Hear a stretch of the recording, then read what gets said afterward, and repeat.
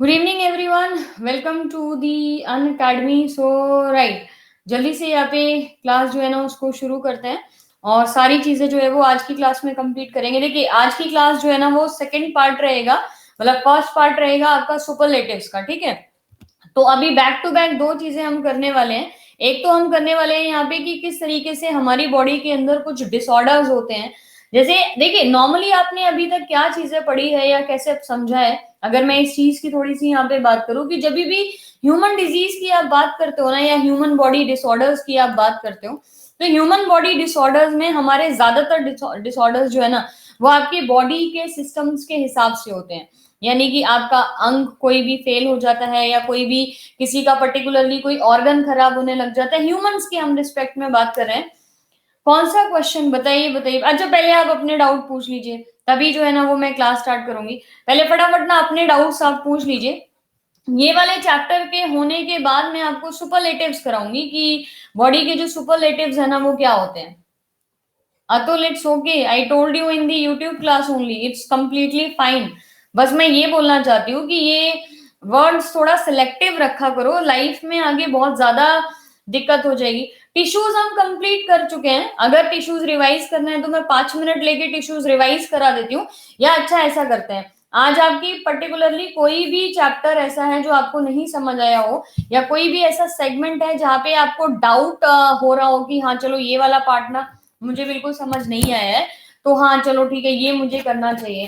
पहले तो हम टिश्यूज कंप्लीट कर लेते हैं, फिर हम ह्यूमन डिसऑर्डर्स की बात करेंगे। एक बार हम 5-10 मिनट लेके, मैक्सिमम 5 मिनट 10 मिनट लेके थोड़ा सा आपके डाउट जो है ना वो क्लियर कर देती हूँ। ठीक है, सेल वाला चैप्टर तो हम कर चुके हैं ना। अच्छा देखिए, सबसे पहली बात कि सेल चैप्टर में आपको कंप्लीट करा चुकी हूँ। दूसरा बात ये कि टिश्यूज चैप्टर हम कंप्लीट कर चुके हैं। लेकिन टिश्यूज क्योंकि थोड़ा सा कॉम्प्लिकेटेड चैप्टर है और कई सारे बच्चे जो है वो रिवाइज किए भी नहीं है, तो एक बार मैं फटाफट सेल से लेके टिश्यूज तक सारी चीजें जो है ना वो यहाँ पे रिवाइज करा देती हूँ। ठीक है, तो उस चीज की तो आप टेंशन ही ना लो। अब चैप्टर होने चाहिए तो अच्छे से होने चाहिए। So let's start with this. आज की क्लास में मैं आपको अभी तक जो हमने पढ़ा है वो पूरा रिवाइज कर लेते हैं और टिश्यूज जो है ना वो रिवाइज कर लेते हैं। शुक्ला, ये पीडीएफ आपकी सेल की यहीं पे आपको अपडेट करनी थी। पीडीएफ आपको यहीं पे अपडेट हो गई थी तो आपको अपने आप से डाउनलोड करनी थी शायद ना। बट एनीवेज कोई इशू नहीं है, आप डाउनलोड कर लीजिए। देखिए सबसे पहले सेल का चैप्टर हमने जो शुरू किया था वो मैं यही शुरू करा दूंगी, प्लांट किंगडम और एनिमल किंगडम। अच्छा देखो, the point is this, chemistry शुरू करते हैं। ठीक है, यहाँ पे हम ना केमिस्ट्री की क्लास शुरू कर लेते हैं 1-2 दिन में। तो ऐसा रहेगा कि आपको चीजें थोड़ी सी इजी रहेगी। बायो ना यूट्यूब की क्लास में कर लेंगे और यहाँ पे जो केमिस्ट्री है ना उसको कंप्लीट कर लेंगे। ठीक है, ऐसे कर लें क्योंकि दोनों जगह बायो हो रही है तो गड़बड़ हो जा रहा है। तो ये 1-2 क्लास में मैं आपसे यहाँ पे इस क्लास में केमिस्ट्री करा ले रही हूँ और सुबह यूट्यूब की क्लास में ना अपन जो है ना वो बायो की क्लास कर लेंगे। ठीक है, ये दोनों चीजें मैनेज रहेगा तो आपका खुद का सिलेबस भी कंप्लीट हो जाएगा और आपको भी एक ही चीज को दो जगह नहीं पढ़ना पड़ेगा। ठीक है, और एक बार जब ये केमिस्ट्री शुरू हो जाएगी तो यहीं पे मैं फिर केमिस्ट्री के एमसीक्यूज भी शुरू कर दूंगी। मॉर्निंग में बायो जैसे है ना वैसे कंटिन्यू करेंगे। अच्छा पहले जो लोग ये चाहते हैं कि मैं कल की क्लास से केमिस्ट्री शुरू करूँ, एक बार फटाफट थम्स अप कर दीजिए। डीआरडीओ पीडीएफ मैंने दे दिया, डीआरडीओ पीडीएफ मैंने आपका अपडेट कर दिया है यहाँ पे। डीआरडीओ पीडीएफ ऑलरेडी आपका टेलीग्राम ग्रुप में अपडेट है क्योंकि वो फाइल बहुत ज्यादा बड़ी है ना, तो वो गूगल ड्राइव से जाने में दिक्कत कर रही है। यार मैं ऐसा करती हूँ कि मैं यहाँ पे आपको डीआरडीओ वाला एक पार्ट फिर से यहाँ पे रिवाइज करा देती हूँ, तो आप पीडीएफ भी ले लोगे। ठीक है, done, this is okay right. Let's start with the chemistry. यहाँ पे तो इस हफ्ते कल से ही केमिस्ट्री शुरू कर लेते हैं। तो सुबह में बायो हो जाएगी, शाम में केमिस्ट्री हो जाएगी। ठीक है, तो ये पूरा पार्ट। अच्छा इससे पहले जिसने फॉलो नहीं किया है प्लीज करके फॉलो करके ही क्लास देखिएगा ताकि कोई दिक्कत नहीं हो। तो आज की क्लास में मैं आपको ये सारा पार्ट कंप्लीट करा दे रही हूँ जितना हमने अभी तक किया है। देखिए इस वाली क्लास में अभी तक हमने 2 चैप्टर्स कंप्लीट किए हैं, that is cell and tissues. ठीक है, सेल एंड टिश्यूज। तो यहाँ पे जब हम सेल की बात करते हैं तो सेल हमारा क्या है, structural and functional unit of life होता है। Structural and functional unit of life यानी कि सेल जो है वो हमारा संरचनात्मक और कार्यात्मक इकाई बोली जाती है। अब सेल हमारे बॉडी के अंदर ऑर्गेनिजम्स की टाइप्स को आइडेंटिफाई करने के लिए किया जाता है। ये क्या है, नेट स्लो तो नहीं आ रहा है।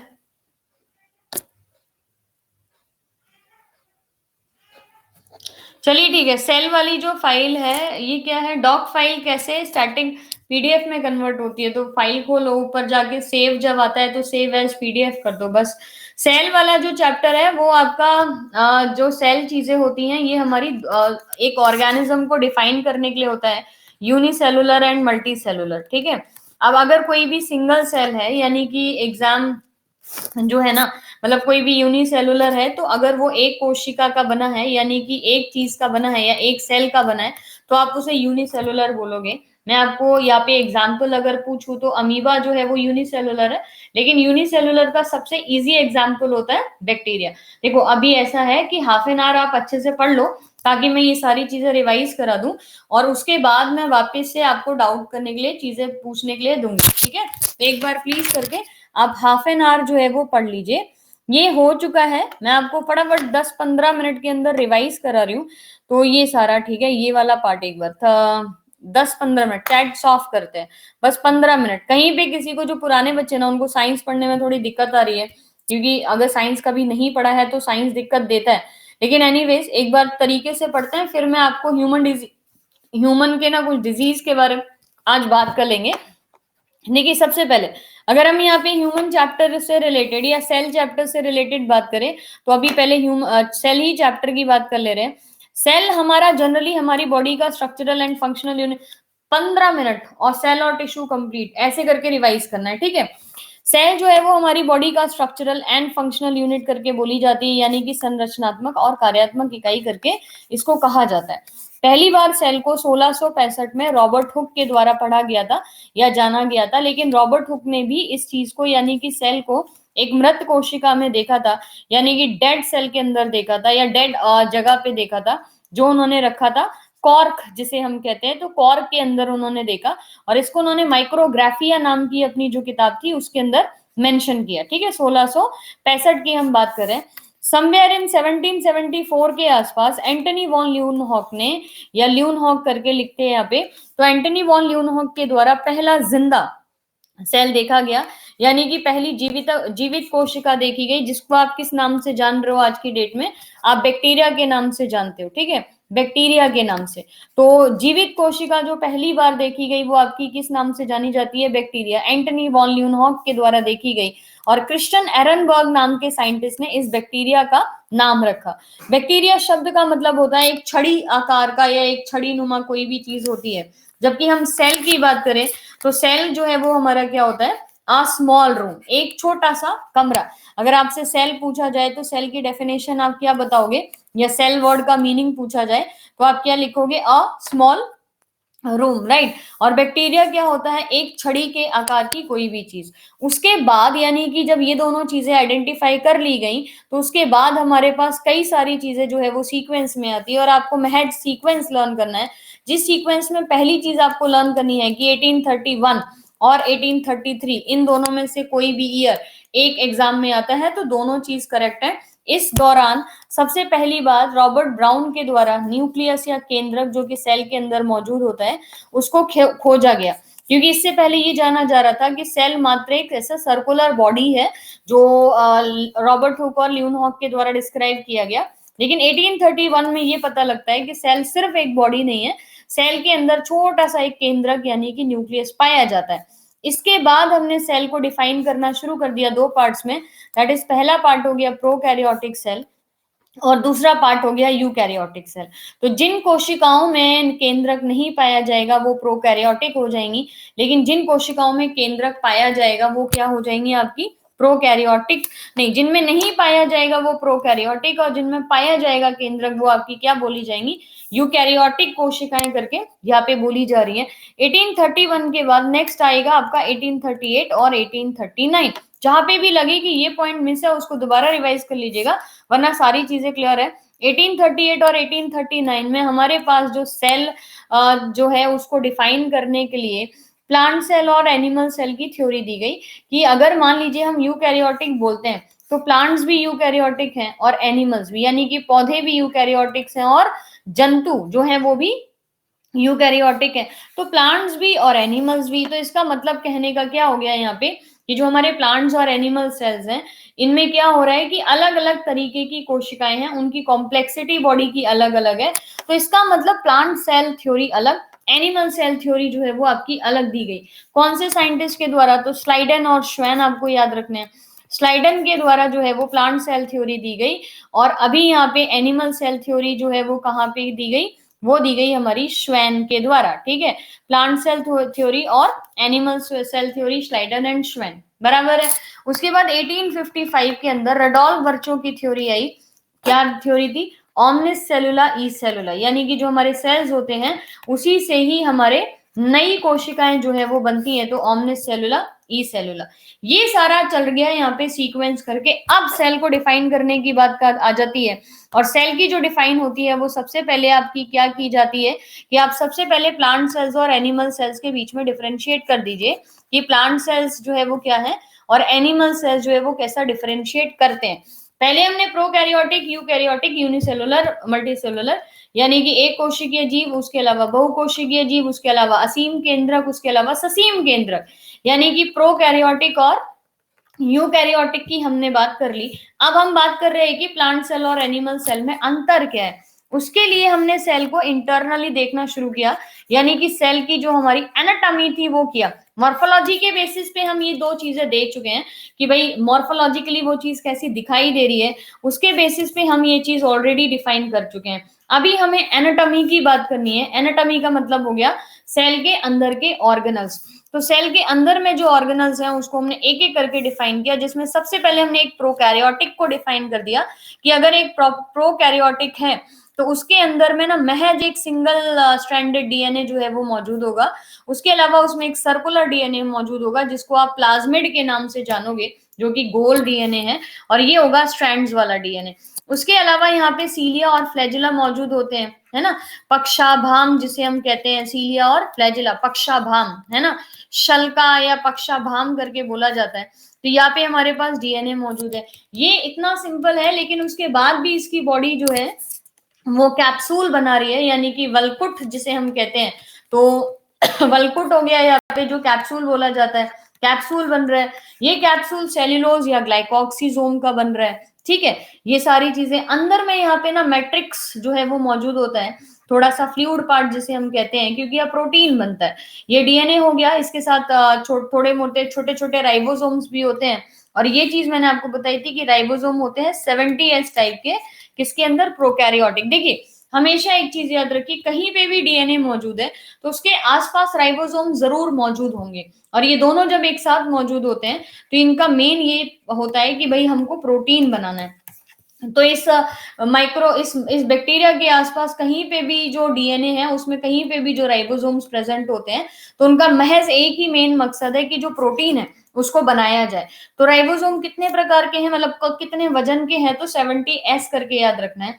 एक ये सिंगल सेल जो है वो ऐसा ही हमारा स्ट्रक्चर किस किस का होता है? बैक्टीरिया का होता है। लेकिन अगर इसी चीज को मैं आपको ये बोलूं कि ऐसा जानवर जिसके अंदर है तो वो यूनिसेलुलर यानी कि सिंगल सेल का बना है, लेकिन उसके बाद भी वो यूकैरियोटिक है, प्रोकैरियोटिक नहीं है, यानी कि केंद्रक पाया जाता है। तो इस चीज का अगर आपको एग्जाम्पल लर्न करना हो तो याद रखिए, ऐसा जीव जो है तो यूनिसेलुलर यानी कि एक कोशिकीय है, लेकिन उसके अंदर केंद्रक जो है वो मौजूद होता है। तब हम एग्जाम्पल इसमें क्या देते हैं? अच्छा बताइए, ऐसा जानवर जिसको आप यूनिसेलुलर तो बोलते हो, सिंगल सेल से बना है, लेकिन उसके बाद भी जो है ना यहाँ पे उसके पास ना ये मौजूद होता है, कहाँ गए, केंद्रक जो है ना वो मौजूद होता है। कौन सा जानवर है?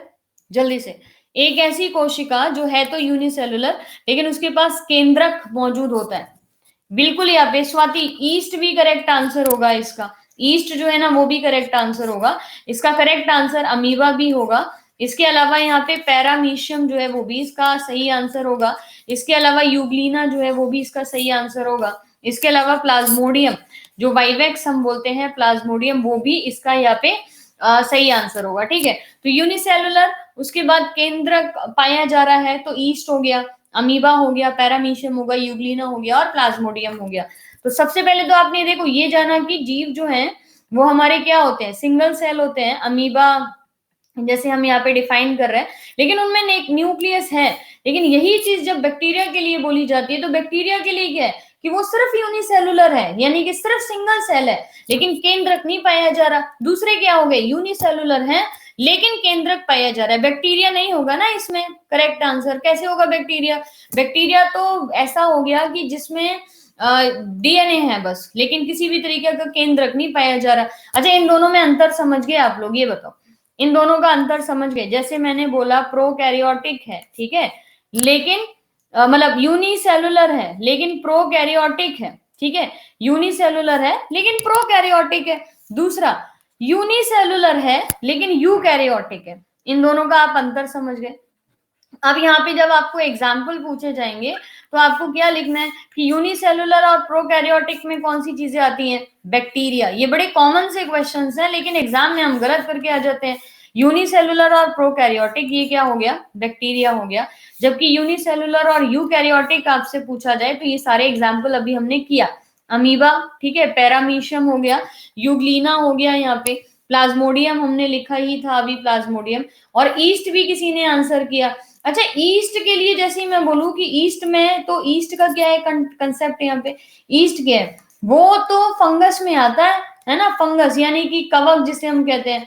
लेकिन ये फंगस जो है वो सबके सब मल्टी सेल, इसकी और भी कॉम्प्लेक्सिटी हो गई कि सारे के सारे जो है वो कॉम्प्लेक्स जानवर फंगस के अंदर मौजूद होते हैं। लेकिन जैसे ईस्ट की बात करो, ईस्ट जो है वो यूनिसेलुलर हो जाता है, ठीक है। फंगस तो है लेकिन यूनिसेलुलर नहीं है, मतलब मल्टी सेलुलर नहीं है यूनिसेलुलर। तो उसमें भी आपको एग्जाम्पल में पूछते हैं ना कि आप ऐसी एक फंगस का नाम बताइए जो कि फंगस तो है लेकिन यूनिसेलुलर है, तो आप एग्जाम्पल जो है ईस्ट लिख देंगे। एक्सेप्शन यहाँ पे आइडेंटिफाई कर लिया जाएगा। फर्मेंटेशन बेस तो इसको इस्तेमाल किया जाता है किण्वन की प्रक्रिया के लिए, इसको हम इस्तेमाल करते हैं। अब ये बताओ, ये तीनों चीजें क्लियर है, यूनिसेलुलर लेकिन प्रोकैरियोटिक, यूनिसेलुलर लेकिन यूकैरियोटिक, और मल्टी सेलुलर सारे जीव लेकिन ये यूनिसेलुलर हो गया लेकिन है यूकैरियोटिक। इतना चीज समझ आ गया। यस, पहला एंजाइम जो है वो भी ईस्ट के अंदर ही डिस्कवर किया गया था फर्मेंटेशन के लिए। इतनी चीज क्लियर है। ब्लू ग्रीन एल्गी तो अलग चीज हो गया भाई, ब्लू ग्रीन एल्गी तो अलग कॉन्सेप्ट हो गया। वो सियानोबैक्टीरिया होते हैं जो हमारे बैक्टीरिया के अंदर ही आते हैं, उनको हम ब्लू ग्रीन एल्गी बोल देते हैं। लेकिन ब्लू ग्रीन एल्गी क्या होता है, सियानो बैक्टीरिया करके आइडेंटिफाई किए जाते हैं, ठीक है, सियानो बैक्टीरिया करके आइडेंटिफाई करते हैं। अच्छा, कल से ना आपकी 2-3 दिन की स्टैटिक जीके की भी क्लास है, तो मतलब ट्यूसडे, वेडनेसडे, थर्सडे, फ्राइडे, 4 दिन की स्टैटिक जीके की भी क्लास है। तो उसमें ना 4 इंपॉर्टेंट टॉपिक करेंगे, जैसे एब्रीवेशंस है, डेज एंड डेट है, पर्सनालिटीज है, या फिर एक कोई सही सा जैसे सीएम पीएम वाला जो टॉपिक है, करेंसी कैपिटल है, तो कुछ ऐसे जो टॉपिक है ना वो भी करने हैं। तो वो मैं आपको एक बार एंड में बताऊंगी, लेकिन पहले इसको कंप्लीट कर लेते हैं, फिर ये सारी क्लासेस जो है ना, यूट्यूब का क्या है कि यूट्यूब पे मैक्सिमम 2 ही क्लासेस चल सकती हैं। उसके अलावा एक नई क्लास जो है वो स्टार्ट करने का थोड़ा सा सोचा है, दैट इज एक 10 मिनट की क्लास, मात्र 10 मिनट। दिन के 10 मिनट क्या होते हैं, कुछ नहीं होते, इतना तो हम शीशा देखने में, इधर उधर घूमने में, खड़े होने में, बालकनी में निकाल देते हैं। तो एक क्लास ऐसी जो होगी सिर्फ मैक्सिमम 10 मिनट की, लेकिन उस 10 मिनट से ना एग्जाम में एक क्वेश्चन जो है ना वो बन सकता है। तो कई सारे बच्चे हैं जो ये सारे ना, मतलब जो अभी पिछले 1 साल से मुझसे पॉलिटी, ज्योग्राफी, हिस्ट्री पढ़ रहे हैं ना, दे आर डिमांडिंग लाइक एक बार पॉलिटी, हिस्ट्री, ज्योग्राफी कर लेते हैं। तो ये मैं आपकी स्टार्ट करा दूंगी कल से। 4 दिन की क्लास कल की हो जाएगी, हर हफ्ते 4-4 दिन की क्लास हो जाएगी, जो आपकी कैसे चलेगी, ट्यूसडे, वेडनेसडे, थर्सडे, फ्राइडे, ठीक है। तो हर हफ्ते ना 4-4 दिन ना एक बार कंप्लीट कर लेंगे यहाँ पे, कुछ भी स्टैटिक, जैसे एक हफ्ता स्टैटिक, एक हफ्ता पॉलिटी, एक हफ्ता ज्योग्राफी, ऐसे करके ना कंप्लीट करेंगे, ठीक है। नहीं, यही पे होगी आपकी, इसको हम रखेंगे इसमें ही, अन अकेडमी में ही रखेंगे, लेकिन स्पेशल क्लासेस में रखेंगे एसएससी के, ठीक है। हाँ जी, स्पेशल सेशंस में होगी एसएससी के। अरे हाँ, एनवायरमेंटल साइंस भी ले सकते हैं, बिल्कुल रवि, ये तो बड़े दिन से पेंडिंग है। एक 15 मिनट की क्लास जो है ना वो एनवायरमेंटल साइंस की भी कर सकते हैं। अच्छा भैया, यहाँ पे 30 मिनट्स की क्लास नहीं हो सकती, मैक्सिमम क्लास जो है ना अन अकेडमी पे आपकी, मतलब कम से कम टाइम भी 1 घंटा देना पड़ता है। रेलवे में जो बैच है ना उसमें क्लासेस 22 फरवरी से हैं, ठीक है, 22 फरवरी से हैं। तो ये सारा एनवायरमेंट का करना है, एनवायरमेंट का मैं, अरे मतलब चीजें इतनी है, कंटेंट इतना है, लेकिन टाइम ही नहीं है। चलिए कोई बात नहीं, ये पहला पॉइंट समझ आ गया। एक बार इस सारी चीज को ना मैं आपके साथ एंड में डिस्कस करती हूँ। केमिस्ट्री और बायो दो चीजें शुरू हो ही रही हैं, तो तीसरा फिजिक्स मत लेके आओ यहाँ पे। द रीजन इज कि आप 3 घंटे साइंस ही पढ़ोगे ना तो दिमाग एकदम आइंस्टीन बन जाएगा। इसीलिए ना साइंस की रखते हैं 2 ही क्लास, एक यूट्यूब पे हो जाएगी और एक अभी शाम को हो जाएगी, ये 6 से 7, है ना। 3 घंटा साइंस पढ़ के कतई आइंस्टीन बनना है, स्टीफन हॉकिंस बनना है, क्या करना है। चलिए ठीक है, बायोलॉजी तो आपकी पूरी हो जाएगी, कोई टेंशन नहीं है अतुल। बायोलॉजी तो आपकी यूट्यूब पे 1 घंटा और यहाँ पे 1 घंटा, तो बस 2 घंटे से ज्यादा नहीं करना, दिक्कत हो जाएगी यहाँ पे। अरे कोई दिक्कत नहीं है, मैं बस इसलिए कर रही हूँ ताकि देखो भुवनेश सर भी आपको कुछ टॉपिक करा ही रहे, तो आप एक बार दोनों जगह कर लोगे 1 महीने ना, तो आपका बढ़िया तरीके से हो जाएगा। 2 घंटा साइंस कर लो, 2-3 घंटा जो है वो मतलब 2-3 घंटा जीके कर लो, 3-4 घंटे मैथ्स कर लो, 1-2 घंटे रीजनिंग कर लो, निकल गए दिन के 14-16 घंटे। फिर कहाँ दिक्कत आ रही है, टाइम भी निकल जाएगा बढ़िया तरीके से, चीजें भी कंप्लीट हो जाएंगी। मैं बस रिवाइज करने के पॉइंट ऑफ व्यू से करा रही हूँ, क्योंकि मेरे पास ना जीके का बहुत बढ़िया बहुत सारा कंटेंट है और वो शायद आप लोगों के लिए ना बहुत यूजफुल हो सकता है। द पॉइंट इज दिस, तो थोड़ा सा ना कंटेंट भी देना है आपको जीके का ना, मैं रख नहीं पा रही हूँ उस जीके के कंटेंट को। चलिए ठीक है, इतना चीज क्लियर था, मतलब ये समझ आ गया, प्रोकैरियोटिक समझ आ गया यहाँ पे। अभी देखो दूसरी चीज यहाँ पे कि आपका ये सेकंड पार्ट, अरे आराम से कर लेंगे, ऐसा कुछ नहीं है। भुवनेश्वर का कर लो पहले चीजें, कोर्स वगैरह, ऐसा कोई दिक्कत नहीं है। तो मेरी तो क्लास ऑलरेडी स्टैटिक जीके की सुबह चली रही है, उसका बस एडिशनल है, तो ये दिक्कत नहीं है यहाँ पे, चीजें कंप्लीट कर लेंगे। साइंस अच्छे से पढ़ाओ, साइंस ना मैं अगर सोते हुए भी पढ़ाऊंगी ना तो भी बहुत बेहतरीन पढ़ाऊंगी, तो उसकी तो टेंशन ही ना लो। ये अच्छा वर्ड साइंस के लिए मेरे साथ तो लगता नहीं है, तो उसके लिए आप टेंशन ना लो, साइंस में कभी कहीं कोई दिक्कत नहीं आती एक सिंगल वर्ड की भी। चलिए प्रोकैरियोटिक और ये तीनों चीजें, कॉम्प्लेक्सिटी जो है वो समझ आ गया। अच्छा बात ना बाद में करेंगे, पहले ये चीज पूरा कंप्लीट कंप्लीट कर लेते हैं टॉपिक, ताकि रिवीजन तो हो ही जाए कम से कम। अब ये सेल हो गया, सेल के अंदर ना न्यूक्लियस यानी कि केंद्रक, मतलब लिटरली लिटरली साइंस का टेंशन लेने की जरूरत नहीं है। अगर मैं आपको 2 घंटे साइंस या पढ़ाने लग रही हूँ ना, तो समझ जाओ कि वो 2 घंटा साइंस आप लोगों के लिए बहुत ही ज्यादा है। इससे ज्यादा तीसरा घंटा अगर आपने साइंस को दिया तो फिर साइंस ही पढ़ते रह जाएंगे लाइफ टाइम ना। और एक ही चीज को बार बार पढ़ने से कोई टेंशन की चीज लेने की जरूरत नहीं है। तो आप लोग किसी भी तरीके की कोई टेंशन ना लो, आप दिन भरे में 2 घंटा साइंस मेरे साथ पढ़ लो, एक सुबह 8:30 बजे और एक ही 6 से 7। अभी इसमें बायो और केमिस्ट्री चल रहा है, फिर बायो और फिजिक्स चलेगा, फिर क्वेश्चन और क्वेश्चन चलेंगे, ठीक है। ये सीक्वेंस है जो मैंने आपका बनाया है। अभी बायो और बायो चल रहा है, अभी बायो और केमिस्ट्री चल रहा था, अब बायो और केमिस्ट्री चलेगा, अब बायो और फिजिक्स चलेगा आगे, जैसी केमिस्ट्री खत्म हो जाएगी और उसके बाद हम क्वेश्चंस और क्वेश्चंस करेंगे, ठीक है। तो कहीं पे कोई दिक्कत नहीं आएगा, तो टेंशन ना लो, बस पढ़ते जाओ और जल्दी 1.5-2 महीने में, 2 महीने में मैं आपका साइंस का सिलेबस कंप्लीट करा दूंगी, ठीक है। अब देखो यहाँ पे, चलिए सेल की अगर हम बात कर रहे हैं तो सेल के अंदर आपको नॉर्मली क्या डिफाइन करना है। आज कुछ पेन का इशू है या इंटरनेट का कुछ स्लो है, कुछ तो दिक्कत है। देखिए ये था प्रोकैरियोटिक की बात, लेकिन हम अगर यूकैरियोटिक को डिफाइन करते हैं तो हमने सबसे पहले न्यूक्लियस, न्यूक्लियस को अपन ने क्या बोला, brain of the cell. Brain of the cell के अलावा हम न्यूक्लियस को ईआर भी हेड क्वार्टर भी बोलते हैं, क्या बोलते हैं, हेड क्वार्टर भी बोलते हैं, या ब्रेन ऑफ दी सेल करके भी आइडेंटिफाई किया जाता है। Right now the point is this कि यहाँ पे न्यूक्लियस का मेन काम क्या है। न्यूक्लियस या हमारा हेडक्वार्टर जो है या केंद्रक जो है ना, वो हमारा क्या करता है, ये हमारे जो हेरिडिटरी पार्ट होता है, यानी कि हमारा जो आनुवांशिक पदार्थ होता है, सिंपल सी भाषा में अगर हम बोले कि जो हमारे बॉडी के अंदर आनुवांशिक पदार्थ रखा हुआ है, यानी कि हमारा आनुवांशिक पदार्थ क्या है, डीएनए। तो डीएनए जो है उसको संभाल के रखने का काम करता है और इसी डीएनए से प्रोटीन को बनवाने में मदद करता है, बनाता कुछ नहीं है लेकिन बनवाने में मदद करता है। और न्यूक्लियस का सबसे मेन काम क्या है, एकदम बिल्कुल मेन काम क्या है, न्यूक्लियस जो है वो सेल डिवीजन में मदद करता है, ठीक है। न्यूक्लियस क्या करता है, सेल डिवीजन में मदद करता है, यानी कि कोशिका विभाजन में मदद करता है। तो न्यूक्लियस का मेन फंक्शन क्या हो गया, एक तो ये हमारे अनुवांशिक पदार्थ या हेरिडेटरी यूनिट जो है उसको हेल्प कर रहा है, दूसरा चीज हमारा जो न्यूक्लियस है वो सेल डिवीजन में भी मदद करता है, ठीक है, सेल काइनेसिस भी बोल सकते हैं, या सेल डिवीजन, या कोशिका विभाजन, बराबर है। इतना लर्न करना है एक एक पॉइंट पे। दूसरा यहाँ पे ईआर हो गया, न्यूक्लियस की वॉल से ही निकलता हुआ हमारे पास एंडोप्लाज्मिक रेटिकुलम या ईआर आता है। तो ईआर जो है वो क्या है, हमारा एंडोप्लाज्मिक रेटिकुलम उसी वॉल से निकल रहा है, और करने क्या काम कर रहा है, ये हमारे शरीर में हमारी जो सेल को प्रोटीन जो चाहिए होती है उसको बनाता है, और उसके अलावा ये फैट यानी कि स्टार्च को या फिर फैट को स्टोर करके रखता है, लिपिड्स को स्टोर करके रखता है, तो स्टार्च को और जो हमारे शरीर में लिपिड्स बनते हैं उनको यहाँ पे स्टोर करके रखता है। अगर ये प्रोटीन बना रहा है तो हम ईआर का कौन सा हिस्सा कर बोलते हैं यहाँ पे, तो ये हम यहाँ पे क्या बोलते हैं, रफ एंडोप्लाज्मिक रेटिकुलम, क्या बोलते हैं, रफ एंडोप्लाज्मिक रेटिकुलम। अगर ये स्टार्च या लिपिड को स्टोर कर रहा है तो हम इसको क्या बोलते हैं, SER, यानी कि स्मूथ एंडोप्लाज्मिक रेटिकुलम। आज के बाद सेल या टिश्यूज आपको ऐसे ना पढ़ना पड़े कि हाँ पूरा थ्योरी रिवाइज करने, ऐसे करना, ठीक है, एंडोप्लाज्मिक रेटिकुलम, ये चीज समझ आया।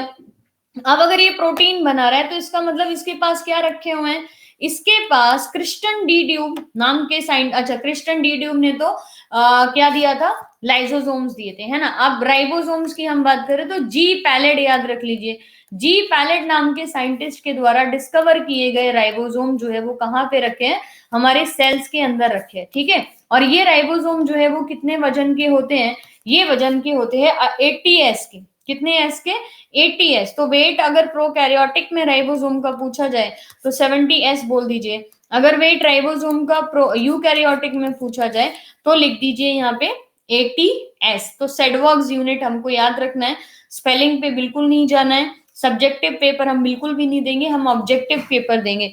तो सेडवॉक्स यूनिट, राइट, एस जो है वो क्या हो गया, सेडवॉक्स यूनिट, बराबर है ये 70s, 80s, RER, SER। अब यहां से जब भी हमारा न्यूक्लियस या हमारा जो प्रोकैरियोट यूकैरियोटिक होते हैं, जब न्यूक्लियस में कुछ काम करता है या प्रोटीन या DNA जो का एक्टिविटी कर रहा है, तो कुछ यहाँ से वेस्ट मटेरियल निकलेंगे, उसको इस हिस्से से निकाल के ले जाना, यानी कि ER वाले हिस्से से निकाल के ले जाना, कहाँ पे आता है, गोल्गी बॉडीज पे आ जाता है। सारा वेस्ट मटेरियल जो काम हो रहा है ना, वो कहाँ पे वेस्ट मटेरियल आ रहा है, वो हमारे पास गोल्गी बॉडीज में आ रहा है, राइट। अब ये गोल्गी बॉडीज का फंक्शन क्या है, ये गोल्गी बॉडीज सिक्रीशन करने का काम करते हैं, ठीक है, सिक्रीशन करने का काम करते हैं। तो सिक्रीशन जो है, हाँ जी, ट्रैफिक पुलिस करके भी हम इसे बोलते हैं, यातायात पुलिस हो गया या ट्रैफिक पुलिस हो गया, ठीक है, ट्रैफिक पुलिस। तो गोल्गी बॉडीज, गोल्गी निकाय इनको हमने बोला, गोल्गी, कैमिलियो गोल्गी नाम के साइंटिस्ट के द्वारा, कैमिलियो गोल्गी नाम के साइंटिस्ट के द्वारा इनको डिस्कवर किया जा रहा है, राइट। और ये हमारे क्या बोलते हैं, सिक्रीशन। सिक्रीशन के अलावा इनके और भी फंक्शंस हैं, क्या, पैकेज करना, स्टोर करना, एंड देन, शुभम बहुत बढ़िया, पैकेजिंग करना, स्टोर करना, एंड देन उसको बाहर निकालना या सिक्रीट करना, ठीक है, इतना चीज है यहाँ पे। अब इसी कॉन्टेक्स्ट में एक बार मैं आपको सीक्वेंस पूरा बता देती हूँ, वो थोड़ा सा क्लास के एंड में रुकिए। क्वेश्चन केमिस्ट्री, फिजिक्स, बायो कैसे करनी है, क्या करना है, कितना टाइम लगेगा, टेंशन लेनी है नहीं लेनी, कैसे करना है, ये सारा मैं आपको ना एंड में बताती हूँ, ठीक है। एक बार जल्दी से पहले ये टॉपिक कंप्लीट कर लेते हैं। इतना चीज समझ आया, गोल्गी बॉडीज के पीछे से लाइसोसोम्स होते हैं, जिनको क्रिस्टन डी ड्यूब जो है ना, यहाँ पे हमारा डिफाइन किया, क्रिस्टन डी ड्यूब ने एक्सप्लेन किया, और नाम क्या रखा, लाइसोसोम। इनको बोल दिया भाई सुसाइडल बैग्स है। मैंने आपको बताया था कितने तरीके के एंजाइम सुसाइडल बैग्स के अंदर पाए जाते हैं, लाइसोसोम्स में पाए जाते हैं, जिसमें हाइड्रोलाइएज, अरे वाह बहुत बढ़िया, बिल्कुल शुभम, 45, ठीक है, 45 डिफरेंट तरीके के एंजाइम अकेले छोटे से लाइसोसोम्स में पाए जाते हैं। और ये क्या बोले जाते हैं, इन एंजाइम्स को हम क्या बोलते हैं, हाइड्रोलाइज करके बोलते हैं। अच्छा, जिनके पास PDF नहीं है सेल वाली, प्लीज करके पुरानी क्लासेस जो हमने की हैं उनको एक बार फॉलो करिए, और वहां से PDF जो है ना वो उठा लीजिए आप लोग, ठीक है। आपको लिखना कुछ भी नहीं है, जितना चीजें मैं बोल रही हूँ सब कुछ लिखा हुआ है आपकी PDF में। तो बस फोकस, देखना है, समझना है, चीजों को ध्यान में, पेपर पेन चलाइए बस रफ वे में, उसको ये नहीं कि नोट्स ही बनाने में लगे पड़े हैं, समझ ही नहीं रहे, बस नोट्स पढ़ रहे हैं, नोट्स पढ़ रहे हैं, नोट्स नहीं, समझना ज्यादा इंपॉर्टेंट रहेगा, ठीक है। ये सारी चीजें जो है ना वो आपकी सेल ऑर्गेनल्स बोली जा रही है, यानी कि कोशिकांग बोले जाते हैं, ठीक है, कोशिकांग। राइट। और उसके बाद आपको बाकी के जो ऑर्गेनल्स हैं उसमें हम माइटोकॉन्ड्रिया, क्लोरोप्लास्ट। नेक्स्ट आपके दो ऑर्गेनल्स कौन से हैं?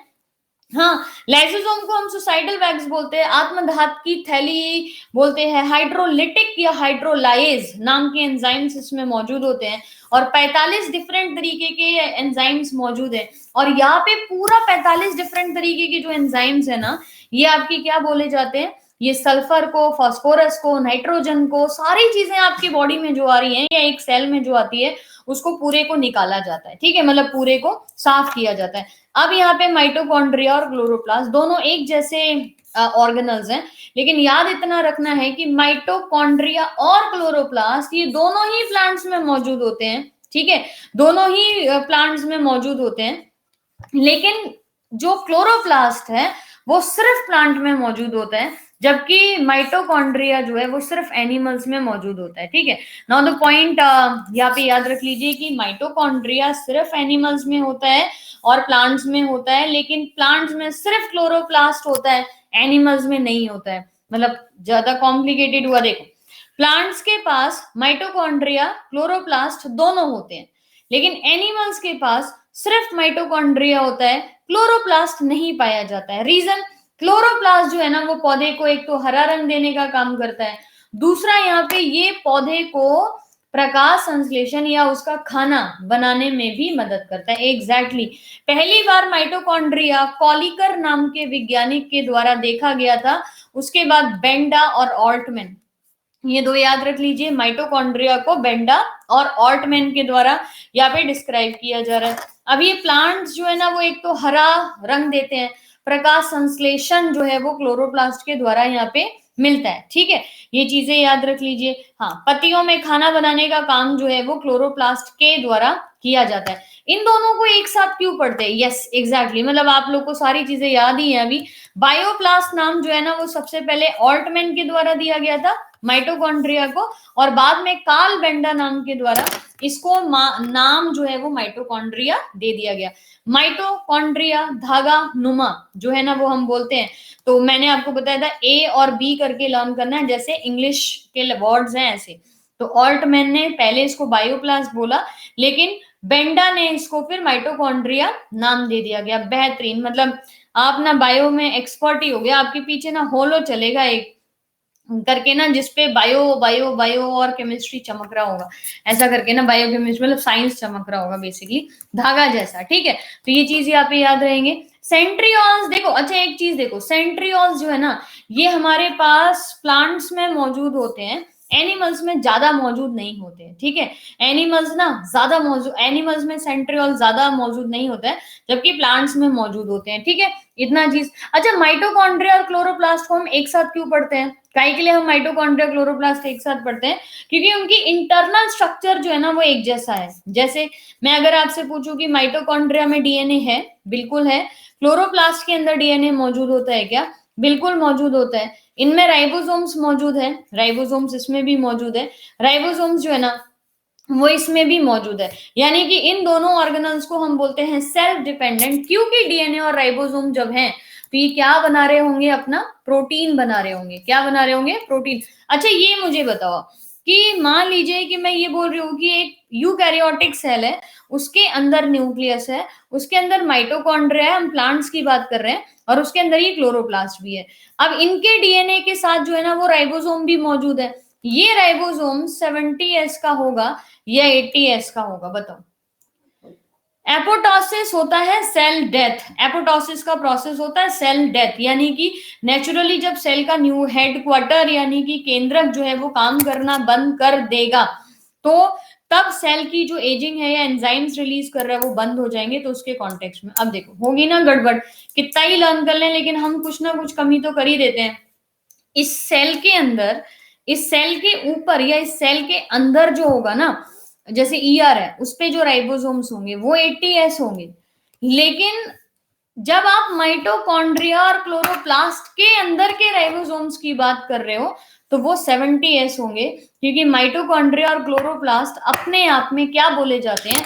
A eukaryotic, a prokaryote within a eukaryote. आपको एक क्वेश्चन आता है, बड़ा फेमस सा क्वेश्चन है, अ प्रोकैरियोट इन अ यूकैरियोट, ठीक है, अ प्रोकैरियोट इन अ यूकैरियोट, ये क्वेश्चन पूछा जाता है ना आपसे, अ प्रोकैरियोट इन अ यूकैरियोट, तो ये चीज क्या होती है यहाँ पे, ये आपका क्या हो गया, एक यूकैरियोट के अंदर एक छोटा सा प्रोकैरियोट। तो ये जो माइटोकॉन्ड्रिया और क्लोरोप्लास्ट होते हैं ना, ये आपका कैसे बोलते हैं, कैसे बोलते हैं हम यहाँ पे, माइटोकॉन्ड्रिया और क्लोरोप्लास्ट जो है वो आपके प्रोकैरियोट्स बोले जाते हैं। तो एक ये पॉइंट जो मुझे सडनली लगा यहाँ पे ना, तो याद आ गया आपको। एग्जाम्पल देखो, एग्जाम्पल यही तो देखिए, हमारी बॉडी के जितने भी सेल्स हैं वो सारे यूकैरियोटिक सेल्स हैं, लेकिन हमारी बॉडी के जितने भी सेल्स हैं उन सब में माइटोकॉन्ड्रिया है। इनफैक्ट हमारी बॉडी में इतना ज्यादा, एक एक सेल के अंदर आप ये समझो कि 40-40 हजार माइटोकॉन्ड्रिया भी हो सकते हैं।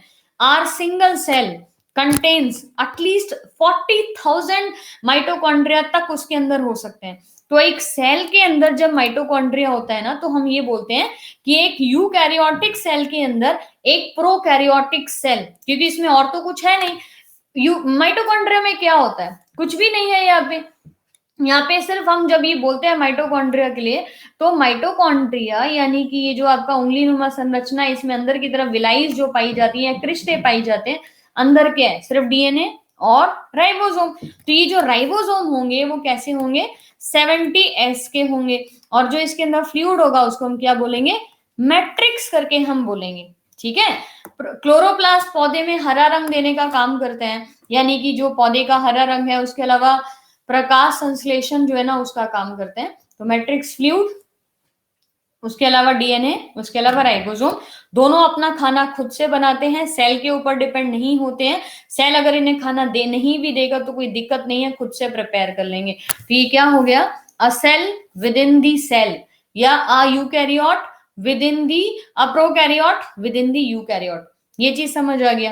टीसीए साइकिल वगैरह ये सारी चीजें जो है ना, ये कभी एडवांस बायो का कोर्स लेके आएंगे ना तब करेंगे। Krebs cycle, TCA cycle, C3 cycle, C4 cycle, urea cycle, arginase की जो साइकिल है, ये अभी ग्लाइकोलिसिस के सारे स्टेप्स है ना, ये कैसे क्या होते हैं, लेकिन अभी इतने ही छोड़ देते हैं।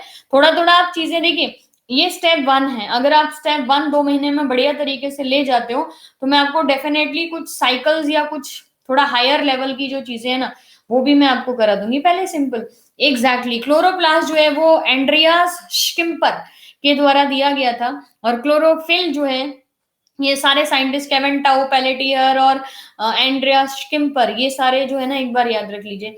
वही ना, इतना ग्रुप डी का देखना पड़ेगा, ज्यादा टफ तो नहीं पूछेंगे, लेकिन इतना जरूर है कि मैं सारा लेवल को जो है ना वो कैच कर लूंगी, ताकि 25 के 25 क्वेश्चन जो है ना वो कहीं पे ना कोई गड़बड़ ना हो। और 25 क्या, स्टैटिक जीके भी मैं लेके ही चल रही हूँ, तो कहीं कहीं से भी ना स्टैटिक जीके या एसएससी या किसी भी एग्जाम की आप तैयारी करो, रेलवे की, तो ये क्वेश्चंस में ना दिक्कत ना है बिल्कुल भी। ठीक है, कैसे भी करके ना एक भी क्वेश्चन आपका गलत नहीं होना चाहिए। अब सेल के अंदर हमारे पास बाकी सारी चीजें क्लियर है, बट आप इतना याद रख लीजिए कि अच्छा एक चीज और, एक पार्ट मैं बता रही हूँ, अगले 2 मिनट में थोड़ा सा उसको ध्यान से समझने की कोशिश करना। देखो, हमारे सेल के अंदर न्यूक्लियस होता है, ठीक है, न्यूक्लियस के अंदर हमारा डीएनए मौजूद होता है ना। डीएनए कैसे होता है, धागे की फॉर्म में होता है, धागा नुमा आकार में।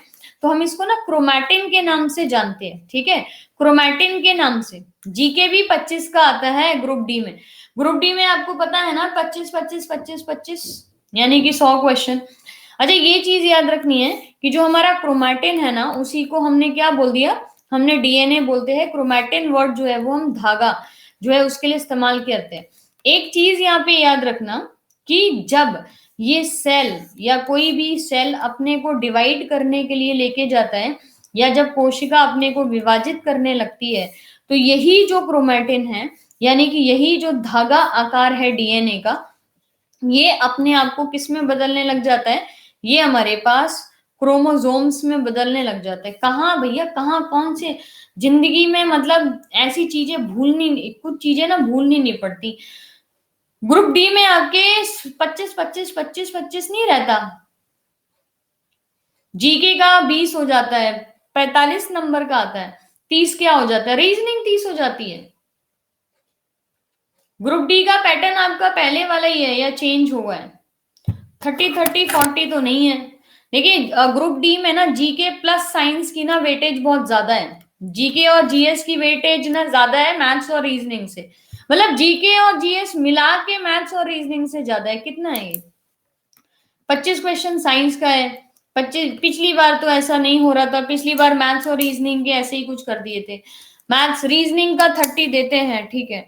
ग्रुप डी का मेरे पास लास्ट ईयर के कुछ पेपर्स हैं, उसमें थोड़ा सा डिस्ट्रीब्यूशन उन्होंने 25-25 करके ही किया हुआ है। बट एनीवेज चलो, कितने क्वेश्चन हो गए? 45 हो गए। चलो 45 क्वेश्चन की लड़ाई है ये, ठीक है। चलिए ठीक है, ठीक है, अभी बदला है ये क्या ऐसे, रीजनिंग और मैथ्स मिला, अच्छा ठीक है। ऐसे समझ आता है, रीजनिंग मैथ्स मिला के 55 और जीके और जीएस मिला के 45। चलिए 45 करके। चलिए क्रोमैटिन जो है वो आपका कन्वर्ट किया कर दिया जाता है यहाँ पे डीएनए के अंदर, ठीक है। क्रोमैटिन जो है वो डीएनए में कन्वर्ट कर दिया जा रहा है, नहीं क्रोमैटिन जो है वो किस में कन्वर्ट किया जा रहा है? क्रोमोजोम, क्रोमोजोम, ठीक है। एक तो ये ना जैसे कुछ पता नहीं पैटर्न पे देखते हैं कितना काम करता है ये लोग रेलवे वाले, टीसीएस करा रही है तो शायद पैटर्न पे ही काम करे। क्रोमोसोम्स को हम क्या बोलते हैं? गुणसूत्र करके बोलते हैं, ठीक है, गुणसूत्र करके क्रोमोसोम। तो हमारा जब भी सेल डिवाइड, अच्छा एक चीज ये मैं बताने की बस कोशिश कर रही हूँ, यस वॉल्थर फ्लेमिंग के द्वारा डिस्क्राइब किया गया था और के नागेली ने पहली बार क्रोमोसोम्स को पढ़ा था, है ना, के नागेली ने। अच्छा यहाँ पे ना एक चीज मैं आपको बस बताना चाह रही हूँ कि किसी भी सेल के अंदर जो डीएनए होता है वो ज्यादातर धागे की आकार में होता है, ठीक है, हमेशा धागे की आकृति आकार में रखा होता है। लेकिन जैसे ही वो सेल डिवाइड करने लगता है ना, वो डिसाइड कर लेता है कि अभी मुझे विभाजन करना है या डिवाइड करना है, तो ये क्या करेगा? ये क्रोमोसोम को बनाना शुरू कर देगा, ठीक है, क्रोमोसोम्स को बनाना शुरू कर देगा, यानी कि अपने आप को क्रोमोसोम में बदलेगा। क्यों बदलेगा क्रोमोसोम में, ये बताइए, खाली धागे के साथ ये डिवाइड क्यों नहीं कर रहा है? क्रोमोसोम किस लिए बदलते हैं? ये आपकी क्लासेस साइंस की और जीके की मैं आपकी जितनी भी क्लासेस ले रही हूँ वो अभी एट प्रेजेंट सिर्फ रेलवे और एसएससी के लिए है, तो उसकी आप टेंशन ना लो। लेवल वगैरह ये है कि थोड़ा सा लेवल तो हर तरीके का कराना पड़ेगा, कल को एग्जाम थोड़ा डिफिकल्ट आ गया तो वहां एलियंस की तरह नहीं बैठो आप जाके कि ये कौन सी दुनिया में आगे, ना ऐसा वाला फीलिंग नहीं होना चाहिए। साइंस का मतलब कि अगर एक भी वर्ड आ गया ना साइंस का, तो साइंस में कहीं कोई दिक्कत नहीं होनी चाहिए उस तरीके से, ठीक है। साइंस का मतलब ये कि एक भी क्वेश्चन साइंस का निकले ना 25 का 25, ठीक है, ऐसा करके। बाकी एनीवेज गुरु जी ये सॉरी ये क्या है, जीके वाला तो आप अगर सुबह 6 बजे से 7 बजे की जो क्लास ले लेते हो ना, तो मैं आपको इतना बोलती हूँ कि अभी मैं आप बोलते हो ये सारी चीजें यहाँ पे रिकॉर्डिंग भी हो जाती है ना। द पॉइंट इज दिस, अगर आप जीके की 6 to 7 सुबह वाली क्लास रेगुलर ले लेते हो तो ग्रुप डी के किसी भी क्वेश्चन में आपको कहीं कोई तकलीफ नहीं होगी, ठीक है। तो बाकी तो और तो क्या ही है, साइंस की तो आप सारी क्लासेस कर ही लो, थोड़ा सा आउट ऑफ द अरीना हो गया है सारी चीजें, इसलिए थोड़ी सी ब्लैंक है चीजें। इतना चीज समझ आ गया। अब जरा फटाफट से ना टिश्यूज में आपको 5 मिनट में रिवाइज करा दे रही हूँ। देखो टिश्यूज को सबसे पहले, और टिश्यूज मुझसे ज्यादा आप लोग को आ गए हैं अभी, टिश्यूज की हम बात करेंगे तो टिश्यूज जो है वो हमारे क्या है, एक तो हमारे प्लांट टिश्यूज सबसे पहले, दूसरा आपका एनिमल टिश्यूज करके। प्लांट टिश्यूज हमारा कैसा होता है, एक दो पार्ट्स में हम डिवाइड करते हैं, जिसमें एक होते हैं हमारे सिंपल टिश्यूज और एक होते हैं हमारे परमानेंट। परमानेंट यानी कि अगर हम यहाँ पे सिंपल बोले तो सरल और परमानेंट बोले तो हमारे जटिल करके डिफाइन होगा, राइट। सिंपल करके बोले तो आपके 3 तरीके के सेल आपको याद रखने हैं, यानी कि सिंपल परमानेंट टिश्यूज में हम क्या करते हैं, हमारे 3 तरीके के सेल्स को रखते हैं। एक हो गया आपका सिंपल और एक हो गया आपका कॉम्प्लेक्स करके, ठीक है, सिंपल और कॉम्प्लेक्स टिश्यूज करके हमने बोला। तो ये तो आपका सिंपल और कॉम्प्लेक्स किसका हिस्सा हो गया, परमानेंट का। लेकिन उससे पहले प्लांट्स में एक और टाइप के सेल पाए जाते हैं जिनको हम बोलते हैं मेरिस्टेमेटिक सेल्स, ठीक है, विभाज्योतक उत्तक। तो सबसे पहले विभाज्योतक उत्तक आपके कौन से हैं, एपिकल, लेटरल और एपिकल, लेटरल और इंटर कैलरी, ALI करके हमने बोला, है ना। सिंपल में हमारे पास क्या है, पैरेनकाइमा, मृदु उत्तक जिसे हम कहते हैं, कॉलेनकाइमा, और आपके पास स्क्लेरेनकाइमा। तो पैरेनकाइमा, कॉलेनकाइमा, स्क्लेरेनकाइमा ये सिंपल टिश्यूज हो गए। मेरिस्टेमेटिक हो गया एपिकल, लेटरल और इंटर कैलरी। कॉम्प्लेक्स में हम परमानेंट बोले तो जाइलम और फ्लोएम। सबके फंक्शन क्लियर है आपको? एपिकल पौधे की लंबाई बढ़ाने में मदद करेगा। लेटरल हमारे पौधे की जो चौड़ाई है उसको बढ़ाने में मदद करेगा। इंटरकैलरी दो शाखाओं के बीच की लंबाई को बढ़ाने में मदद करेगा। सिंपल में पैरेन्काइमा मृदु, ये पैक करने का काम करता है, चीजों को पैकेज का काम करेगा। स्क्लेरेन्काइमा जो है वो टफनेस प्रोवाइड करता है। कॉलेनकाइमा जो है वो फ्लेक्सिबिलिटी देता है, यानी कि लचीलापन देता है। स्क्लेरेन्काइमा सपोर्ट देता है और इंटरनल स्ट्रेंथ देता है, एक्सटर्नल स्ट्रेंथ या इंटरनल स्ट्रेंथ, जैसे हस्क ऑफ कोकोनट जिसे हम बोलते हैं ना। जाइलम क्या कर रहा है, पानी को और पोषक तत्वों को, यानी कि पानी और न्यूट्रिएंट्स को एक जगह से दूसरी जगह ले जाने का काम करता है। फ्लोएम का काम क्या है, ये बॉडी के अंदर ट्रांसलोकेट करता है, यानी कि खाने को एक जगह से दूसरी जगह स्थानांतरित करने का काम करता है। ट्रांसलोकेशन इज स्थानांतरित और ट्रांसपोर्टेशन इज संवहन, है ना, परिवहन करना या संवहन करना। तो जाइलम का जो काम है वो होता है इसका परिवहन का, यानी कि ट्रांसपोर्टेशन का, जबकि फ्लोएम का है ट्रांसलोकेशन। दैट इज यहाँ पे हमने क्या बोल दिया, ट्रांसलोकेशन करके, यानी कि स्थानांतरित करना। ठीक है, स्थानांतरित करना। एनिमल्स के टिश्यूज, ये प्लांट्स का सिंपल है, लर्न करना है आपको, सिंपल ये इतना लर्न कर लीजिए। एनिमल्स यानी कि हम जंतुओं की बात करें तो जंतुओं में आपके पास चार तरीके के उत्तक पाए जाते हैं मेजोरिटी में। पहला आपका एपिथेलियल हो गया, जिसको हम उपकला उत्तक बोलते हैं। ठीक है, क्या बोलते हैं इसको, उपकला उत्तक। ठीक है, उपकला उत्तक। दूसरा यहाँ पे एपिथेलियल के बाद आपके पास हो गया कनेक्टिव टिश्यूज। कनेक्टिव टिश्यूज में हम किसको बोलते हैं, संयोजी उत्तक। सीरियल वाइज लर्न करेंगे तो अच्छा रहेगा। तीसरा हो गया मस्कुलर, यानी कि पेशीय उत्तक। चौथा हो गया तो नर्वस सिस्टम। देखो टिश्यूज एक ऐसा चैप्टर है जिसको अमूमन बच्चे जो है ना वो छोड़ के जाते हैं, क्योंकि समझ ही नहीं आ रहा है। आप लोग को सबको समझ आ गया ना, जितने लोग टिश्यू मेरे साथ शुरू से किए हैं उन लोग को समझ आ गया ना।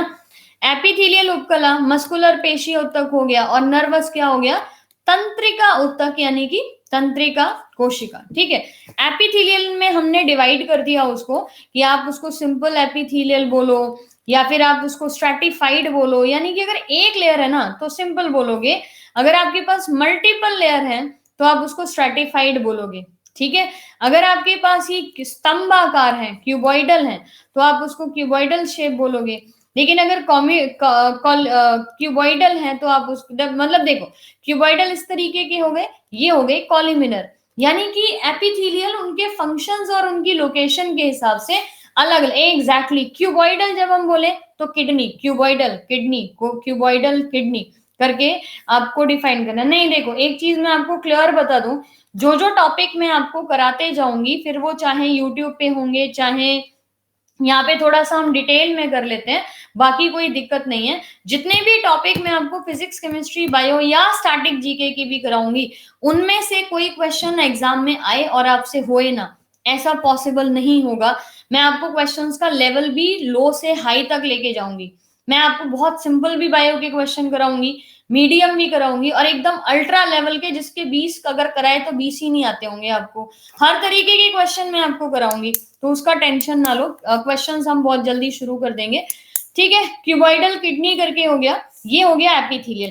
कनेक्टिव में आपकी बॉडी की सारी ऐसी चीजें जो कनेक्ट करती हैं, स्टार्टिंग विद ब्लड जो सबसे इंपॉर्टेंट है, राइट। ब्लड हो गया, तो ब्लड क्या करता है, हमारे बॉडी को कनेक्ट करके रखता है, जिसमें आरबीसीज और डब्ल्यूबीसीज और प्लेटलेट्स को हम यहाँ पे शामिल करते हैं। दूसरा यहाँ पे ब्लड बोन्स हो गए, अस्थि। उसके अलावा कार्टिलेज हो गया, तो कार्टिलेज क्या हो गया, उपास्थि करके हमने बोला, तो उपास्थि क्या हो गया, यहाँ पे कार्टिलेज करके हमने डिफाइन कर दिया। तो ब्लड, बोन, कार्टिलेज, उपास्थि हो गए। उसके अलावा टेंडन हो गया, उसके अलावा लिगामेंट्स हो गए यहाँ पे, तो tendon, ligament, muscle, phagocytic fibre cells, blood, bone, cartilage, सारे के सारे आपके क्या हो गए, कनेक्टिव टिश्यू करके बोलते हैं। जहाँ पे एक सिंपल दो चीजें आपको ये याद रखनी है, कि जब हमने मसल्स को बोन से जोड़ेंगे तो हम टेंडन को इस्तेमाल करेंगे। ये मेरी हाथ की मसल्स और उससे मेरी जुड़ी हुई हड्डियां काय से जुड़ी हैं, ये टेंडन से जुड़ी हैं। ठीक है, दूसरा अगर हड्डी हड्डी आपस में जुड़ी है, अब हड्डी ऐसा तो नहीं है कि आपको बोरे में दे दी लो हो गया, नहीं, आपकी सर से लेके पैर तक हड्डियां प्रॉपर अरेंज है, तो वो अरेंजमेंट में लिगामेंट उनकी बहुत हेल्प करता है, कार्टिलेज बहुत हेल्प करता है, और ये टेंडन यानी कि जो हमारे उपास्थि, लिगामेंट और कार्टिलेज, ये बहुत ज्यादा हेल्प करते हैं। तो ये सारे के सारे हमारे क्या हो गए, कनेक्टिव टिश्यूज हो गए यहाँ पे। एग्जैक्टली, एमबीटी करके लर्न करना है। मस्कुलर टिश्यूज की हम बात करें तो तीन तरीके के, काम के हिसाब से दो तरीके के, ऐच्छिक क्रियाएं और अनैच्छिक क्रियाएं। तो इनवॉलेंट्री एक्टिविटीज और वॉलेंट्री एक्टिविटीज। इनवॉलेंट्री, मेरी इच्छा से नहीं हो रहा काम, हो रहा है, हार्ट बीट है, रेस्पिरेशन है, किडनी का फंक्शनिंग है, उसमें मेरा तो कोई रोल नहीं है, मेरी बॉडी बस उसको कर रही है, ज्यादा से ज्यादा हम उसको मेंटेन कर सकते हैं। तो इनवॉलेंट्री में कौन सी चीजें आती हैं, एक तो आपकी स्मूथ मसल्स जो होती हैं वो इनवॉलेंट्री होती हैं, उसके अलावा कार्डिक मसल्स जो है वो भी इनवॉलेंट्री होती है, जो कि हमारी हार्ट की मसल्स को बोला जाता है। ठीक है, अब अगर इसी के हिसाब से मैं वॉलेंट्री पूछूं तो मेरी ये जो मसल्स है ये वॉलेंट्री हैं। ठीक है, मांसपेशी जो होती हैं, जो हमारी एक्टिन और मायोसिन नाम की प्रोटीन से मिलके बनती हैं, ये मेरी वॉलेंट्री है। हाथ हिलाना, चलाना, बोलना, मैं बोल रही हूँ तो मेरी ये जो मैंडिबल है, जो मुंह की अकेली हड्डी होती है जो हिलती है, मूव करती है, तो मैंडिबल हिल रही है तो मेरी फेस की सारी मसल्स जो है वो भी हिल रही है। नाउ ये क्या है, मस्कुलर, एंड दैट टू क्या है यहाँ पे, दैट टू हमारा, ये हमारे वॉलेंट्री एक्टिविटीज में आता है। फिर वही चलिए, नर्वस की मैं बात करूं तो तंत्रिका तंत्र, काम क्या है, स्टिमुलेट करना चीजों को, ठीक है, यानी कि उत्तेजित करना, शरीर की अलग अलग गतिविधियों को या बाहर के तापमान के साथ अंदर के तापमान को मेंटेन करना। इसमें तंत्रिका या नर्वस सिस्टम में हमारे पास वैसे तो दो टाइप के या दो पार्ट्स होते हैं नर्वस सिस्टम के, सेंट्रल नर्वस सिस्टम और पेरिफेरल नर्वस सिस्टम। तो अब आपका जो यूट्यूब पे क्लास चल रहा है वो अभी एक्सक्रीटरी सिस्टम का हो रहा है, अगला जो क्लास है वो आपका नर्वस सिस्टम का ही होगा। तो क्योंकि आप सेल पढ़ लिए हो, आप टिश्यू पढ़ लिए हो, और आप अब ह्यूमन फिजियोलॉजी जो है वो कंप्लीट कर लोगे, तो जो आप में से ऐसे स्टूडेंट हैं जो यूट्यूब की भी क्लास कर रहे हैं, और उसके अलावा आप जो ऐसे बच्चे हैं जो कि जो हमारी यहाँ पे भी क्लास हो रही है, आप लोग का ह्यूमन फिजियोलॉजी खत्म होते ही 60% जो है ना वो आपकी बायोलॉजी कंप्लीट हो जाएगी। ठीक है, 60% बायोलॉजी आपकी इन दो क्लासेस से विद इन 15 दिन, आप और मान लो पूरा फरवरी का महीना अगर हम निकालेंगे, क्योंकि अभी नर्वस सिस्टम करना है, ब्रेन करना है, ह्यूमन आई ईयर करना है, एंडोक्राइन सिस्टम करना है, मस्कुलर सिस्टम करना है, रिप्रोडक्टिव सिस्टम करना है, तो रिप्रोडक्टिव सिस्टम वगैरह ये सारी चीजें थोड़ी सी हम डिटेल में ही करेंगे। तो by the end of February आपका जो मैक्सिमम सिलेबस है वो कंप्लीट हो जाएगा। ठीक है, ह्यूमन फिजियोलॉजी एक ही जगह करेंगे, इसीलिए मैं कह रही हूँ ह्यूमन फिजियोलॉजी आप फिर मैं प्री स्पेशल सेशंस में नहीं कराऊंगी, तो उसका आप टेंशन ना लो, वो यूट्यूब पे हो गया है तो वो वहीं पे हो जाएगा, बार बार थोड़ा ना आपको रिपीट करनी है, पहले एक बार कर लो ताकि मैं क्वेश्चन जो है वो करा सकूं। तो सेल और टिश्यूज, ये चैप्टर जो है वो आपके आज की क्लास में ओवर हो गए हैं। इतना पार्ट आपको कंप्लीट करना है और रिवाइज करना है। अब देखो टाइम टेबल वगैरह ये सारी चीजें समझ आई है, ठीक है, जिसको टाइम टेबल नहीं पता है वो रुक जाइए, बाकी सारे स्टूडेंट्स अपनी दूसरी क्लास ले सकते हैं। एनवायरमेंट की मैं अलग से एक हफ्ते का बैच लेके आ जाऊंगी, और बताओ, एनवायरमेंट का 1 वीक बैच लेके आ जाएंगे। ठीक है, अब देखो सबसे बड़ी बात यूट्यूब की, साइंस के लिए मैं बात करूं, सिर्फ साइंस की बात करते हैं और कोई बात नहीं करते। 8:30 to 9:30 यूट्यूब पे क्लास होती है, उसमें हमारा डिस्ट्रैक्शन बहुत होता है। देखो डिस्ट्रैक्शन आपके ऊपर है, आप चैट ऑफ कर दोगे और फुल स्क्रीन पे देखोगे क्लास तो कोई डिस्ट्रैक्शन नहीं होगा। अब आपको खुद ही मजा आ रहा है तो फिर कहाँ पे दिक्कत होगी ना। देखो जब तक आप सीखना ना चाहो तो कहाँ दिक्कत आ रही है, 1500-1600 बच्चे क्लास में रहते हैं, 30-40 बच्चे ही हैं जो आप, या उनमें से 2-4 ही हैं जो डिस्ट्रैक्ट करते हैं, वरना तो मैक्सिमम जो बच्चे कमेंट करते हैं वो भी पढ़ने वाले ही बच्चे हैं। एक आधी आ जाते हैं तो उसका थोड़ा ध्यान ना दिया करो। यूट्यूब की क्लास पे 8:30 to 9:30 ह्यूमन फिजियोलॉजी पूरी चलेगी आपकी, और एंड तक बढ़िया तरीके से कवर होगी। ठीक है, एक पार्ट ये जो क्लास है 6 to 7 वाली, सेल एंड टिश्यूज हमने इसमें कवर कर लिया है पूरा तरीके से। अब मैं ना आपको यहाँ पे कल एक क्लास करा लेती हूँ जिसमें मैं आपको क्वेश्चंस करा देती हूँ बायो के। ठीक है, तो बायो के कुछ सिंपल क्वेश्चन जो है ना वो हम कर लेते हैं। कल की क्लास होगी आपकी 50 क्वेश्चंस की। ठीक है, कल की क्लास 50 क्वेश्चंस की यहाँ पे होने वाली है, तो 50 क्वेश्चन जो है वो आपके कल मैं करा दूंगी यहाँ से, राइट। अब इसके अलावा यहाँ पे कल आप 50 क्वेश्चन कंप्लीट कर लो, फिर मैं परसों जो है उधर से आपकी केमिस्ट्री शुरू करा दूंगी। ठीक है, परसों हाँ ऑब्जेक्टिव ही क्वेश्चन होंगे, मैं आपको पेपर थोड़ी दूंगी सब्जेक्टिव और करो आंसर, ऐसा कुछ नहीं करना है। आज मंडे है, ट्यूसडे, वेडनेसडे, वेडनेसडे से ना मैं आपकी केमिस्ट्री जो है ना वो शुरू करा दूंगी। तो वेडनेसडे, थर्सडे, फ्राइडे 3 दिन जो है ना वो आप केमिस्ट्री को कंप्लीट करना, मतलब कंप्लीट जो है ना वो कर लेना, ठीक है। सेल के क्वेश्चंस नहीं, पूरा ही कर लेंगे, लेकिन मैं ट्राई करूंगी कि क्वेश्चन सेल और टिश्यूज के ज्यादा हो, ठीक है। देखो ऐसा एकदम ये सेल और टिश्यूज जैसे ह्यूमन फिजियोलॉजी तो पूरा अलग से हो सकता है। हालांकि ये ट्राई मैं कर लूंगी कि आपके जो कल के 50 क्वेश्चन हो उसमें से मैक्सिमम क्वेश्चन जो है ना वो आपके सेल और टिश्यूज के ही हो, ठीक है। अब बाकी बाकी देखो, बाकी जिनको फिजिक्स की टेंशन है और बाकी चीजों की टेंशन है, देखो अभी हम ना क्या कर रहे हैं, अभी आपका अगर यूट्यूब और मैं ये मिला देती हूँ तो मेरा स्ट्रैटेजी बस इतना ही है कि बायो प्लस बायो अभी तक चल रहा था, ठीक है। अब आपका चल जाएगा बायो, ये यूट्यूब की क्लास है, बायो और केमिस्ट्री, राइट। आफ्टर 10 और 15 डेज मैक्सिमम बायो और फिजिक्स। जितने में ना बायो होती है ना उतने में फिजिक्स केमिस्ट्री 2 बार रिवाइज हो जाते हैं। बायो में आपको पता है टोटल कितने चैप्टर हैं? 40 चैप्टर है। अगर मैं हर चैप्टर को मतलब ओपन कर दूं तो ब्लड और सर्कुलेटरी सिस्टम करके मैं अलग कर दूं ना, तो बायो में 40 चैप्टर है और फिजिक्स केमिस्ट्री दोनों में मिला के बेचारे 16 चैप्टर है। 16 चैप्टर, उसमें भी न्यूमेरिकल्स की क्लास मिला लो तो 4 और मिला लो तो 20। जितने में बायो होगी ना उतने में केमिस्ट्री फिजिक्स 2 बार रिवाइज हो जाएंगे, इसलिए आप लोग टेंशन ना करो। हाँ बायोलॉजी इसलिए आती भी है। तो अब अगले मुझे आप मैक्सिमम ना अपने 1 महीना और दे दो, फरवरी का पूरा महीना दे दो और मार्च का पूरा महीना जो है ना वो मुझे दे दो आप। ये आपकी साइंस में फरवरी मार्च में विद क्वेश्चंस कंप्लीट करा दूंगी, क्योंकि संडे को ना, किसी एक संडे को, इसके अगले संडे को मैं आपको ना बायो की मैराथन क्लासेस या साइंस की मैराथन क्लासेस या जो क्वेश्चन है ना वो मैं आपको यूट्यूब में मैराथन क्लासेस में करा दूंगी। तो जब हम यूट्यूब पे सिर्फ क्वेश्चन करते हैं ना तो ज्यादा डिस्ट्रैक्शन नहीं होती, ठीक है। समझ आ गया? अभी भी कहीं पे कोई दिक्कत है तो बताओ। साइंस मैराथन एकदम बढ़िया तरीके से, इस संडे तो नहीं क्योंकि इस संडे जो है वो ऑलरेडी 3 हफ्ते से काफी कुछ पढ़ रहे हैं, बहुत जमा हो गई हैं चीजें और वो हो नहीं पा रही। तो संडे मतलब आप लोग सिर्फ ले ही जा रहे हो, रिवाइज नहीं कर रहे हो, तो इस संडे को तो थोड़ा छोड़ देते हैं क्योंकि ऑलरेडी साइंस एंड टेक और ये सारी चीजें रहती हैं। ये नेक्स्ट संडे के लिए मैं आपको बोलती हूँ, मैं साइंस की ना मैराथन क्लास लेके आ जाऊंगी, ठीक है। नेक्स्ट संडे साइंस की मैराथन क्लास बहुत बढ़िया से हो जाएगी आपकी पूरी। मैं आपको इसमें 200-300 क्वेश्चन जो है वो करा दूंगी। तो 24 घंटे का मैराथन, मतलब जिंदा देखना चाहते हो मुझे नहीं देखना चाहते, ये बताओ। 24 घंटे का मैराथन का मतलब क्या होता है?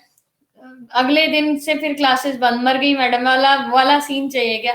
मतलब ये मैराथन लेते लेते शहीद हो गई, ये लाइन टैग लाइन फिर आप इस पे वीडियो बन जाएंगी, शिप्रा मैम ना मैराथन लेते लेते शहीद हो गई। नहीं भैया, 24 घंटे पढ़ के जाना कहाँ है? स्पेस में थोड़ी उड़ के जाना है, यहाँ पे हमको जमीन पे रहना है। तो हमारे लिए 3-4 घंटे सही है, ठीक है। हम मैक्सिमम 3-4 घंटे पढ़ेंगे, वही हमारे लिए ना मैराथन ही है, ठीक है। तो ये मैं 12 आवर्स मैराथन। चलिए ये नेक्स्ट टू नेक्स्ट संडे जो है, मतलब इस संडे के बाद जो अगला संडे आएगा उसमें आपकी मैराथन क्लास, ठीक है, 4 घंटे की मैराथन क्लास।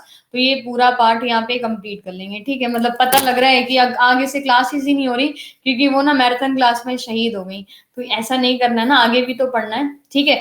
पीरियोडिक टेबल की आपकी क्लासेस मैंने जैसे बोला केमिस्ट्री की परसों से शुरू हो जाएंगी। तो परसों से आपकी केमिस्ट्री की क्लास शुरू हो जाएगी इसी टाइम पे 6 से 7 बजे। मैक्सिमम 15 दिन केमिस्ट्री पूरी खलास, ठीक है। मतलब वही वाला, अपने को ज्यादा टाइम नहीं वेस्ट करना, एकदम 15 दिन में केमिस्ट्री एकदम बेहतरीन जो है ना वो आपकी हो जाएगी। तो ये चीज थोड़ा सा कंप्लीट कर लेते। मैंने आपसे क्या बोला, आप बस 2 महीना मुझे दे दो, फरवरी और मार्च अपना दे दो। अप्रैल में आपको साइंस का सब कुछ आता होगा, फिजिक्स केमिस्ट्री बायो, कम से कम 3000 क्वेश्चंस और सारी की सारी थ्योरी, ठीक है। कहीं कोई दिक्कत नहीं। टिश्यूज टिश्यूज ना ऐसा चैप्टर है जिसको बच्चे पढ़ते भी नहीं है, ठीक है, पढ़ते भी हैं तो समझ नहीं आता। और आज देखो मुझसे पहले आप बोल रहे थे सारी की सारी चीजें, तो ये चीजें सारी की सारी आप कंटिन्यू करिए। सुबह 6 से 7 की क्लास आपकी रेगुलर होगी, उसमें कोई टेंशन नहीं है, वो तो आप बिल्कुल टेंशन ना लो। 6 से 7 वाली क्लास आपकी कभी खत्म नहीं होगी, सिर्फ संडे को छोड़ के। 6 से 7 वाली क्लास आपकी मंडे टू सैटरडे हर दिन रहेगी, सिर्फ संडे जो है ना वो हम छोड़ेंगे। बाकी मंडे टू सैटरडे 6 से 7 फिक्स रहेगा यूट्यूब के चैनल पे यहाँ पे, ठीक है। तो अभी guys thank you so much. बाकी अब कल आपको सबसे पहले आना है 6 से 7 बजे, उसके बाद आपको आना है 8:30 से 9:30 बजे यहाँ पे। और ये 2 क्लासेस आप कंप्लीट कर लीजिए, और इन्हीं 2 क्लासेस में मैं आपको अनअकैडमी का जो ये वाला टाइम है, उसकी लिंक और उसकी क्लासेस, उसका केमिस्ट्री कैसे करने वाले हैं, ये सारा चीजें जो है ना वो मैं बता दूंगी, ठीक है। अभी कोई और क्वेश्चन रह गया है तो बता दो। कोई बात नहीं, 2-3 महीने की बात है, पढ़ लो, एग्जाम निकल जाएगा, उसके बाद एनटीपीसी 2021 की बात है, 2021 में पढ़ लो अच्छे तरीके से। 2022 में रेलवे की नौकरी लग जाएगी, बढ़िया शादी हो जाएगी, लड़की मिल जाएगी बढ़िया सी, तो अच्छा रहेगा ना, लाइफ सुधर जाएगी, और पढ़ाई कर लोगे तो शायद अपने घर वालों की लाइफ भी सुधार दोगे, है ना। देखिए जहां पढ़ रहे हैं, पढ़ा रही हूँ वहां पढ़ लो, क्यों टेंशन ले रहे हो, ये क्यों छोड़ा वो क्यों छोड़ा, ऐसे कहाँ दिक्कत है। देखिए जॉब सेटिस्फैक्ट्री होना चाहिए तो ठीक रहता है ना। तो चलिए कोई बात नहीं, अभी के लिए guys thank you so much, let's meet tomorrow at 6 to 7। देखो घर वाले भी यही बोलते हैं ना, ये बता दो, मम्मी क्या बोलती है, पढ़ ले, पापा क्या बोलते हैं, पढ़ ले शादी हो जाएगी, ऐसा बोलते हैं ना, तो वही मैं बोल रही, तो कहाँ शर्म क्यों आ रही है, वही वाली चीजें है ना, अल्टीमेटली चीज तो वही है, तो कहाँ दिक्कत आ रही है। हाँ बिल्कुल, चलिए ठीक है, thank you so much, let's meet tomorrow at 6 to 7 AM, सुबह 6 से 7 बजे। सारी चीजें कंप्लीट कर लेंगे, साइंस और जीके में कहीं कोई दिक्कत आपको नहीं आएगी। 45 क्वेश्चन अगर ग्रुप डी में आपको साइंस एंड जीके के आएंगे, तो लेट मी टेल यू, सिर्फ मेरी 4 घंटे की क्लासेस करके 45 में से 40 तो आ ही जाएंगे। सुंदर बहू मिलेगी है, कितने देख सपने देख भाई साहब, अलग ही चलते हैं, सुंदर चाहिए बहू इनको है, पढ़ाई कर लो तब सब मिल जाएगी। सुपरलेटिव्स की क्लास जनेश्वर, सुपरलेटिव की क्लास किसी दिन सैटरडे या संडे में रख लेंगे, बाकी दिन नॉर्मल रखते हैं, और सैटरडे संडे को मैं सुपरलेटिव्स की क्लास जो है वो आपकी करा दूंगी, एब्रीवेशंस हैं, जीके हैं, वो सारा यहाँ पे ये पूरा का पूरा कर दूंगी, ठीक है। चलिए थैंक यू सो मच आज के लिए, कल 6 बजे आ जाइए, सुबह सुबह उठ के अपने क्लास जो है ना वो कंप्लीट कर लीजिए। Thank you so much, bye bye, good night.